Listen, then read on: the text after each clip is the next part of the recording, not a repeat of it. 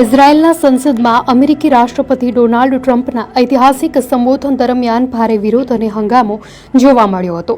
Gaza શાંતિ કરાર પછીના આ મહત્વપૂર્ણ ભાષણની શરૂઆત વિવાદ સાથે થઈ હતી. ટ્રમ્પ જ્યારે ઇઝરાયેલી સંસદને સંબોધિત કરી રહ્યા હતા ત્યારે વિપક્ષના બે સભ્યો હાદેશ તાલ પાર્ટીના અયમન ઓડે અને ઓફર કસીફે વિરોધ શરૂ કર્યો હતો. બંને સાંસદોએ નરસંહાર અને પેલેસ્ટાઇનને માન્યતા આપો લખેલા પ્લેકાર્ડ્સ બતાવીને ટ્રમ્પના શાંતિ પ્રયાસોનો ઉગ્ર વિરોધ કર્યો હતો.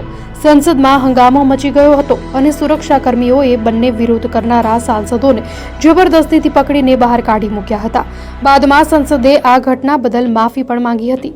બાદમાં વિરોધ કરનાર બંને સાંસદો એમન ઓડે અને ઓફર કસીફને સંસદના સભ્યપદની યાદીમાંથી દૂર કરવામાં આવ્યા હોવાના અહેવાલ છે.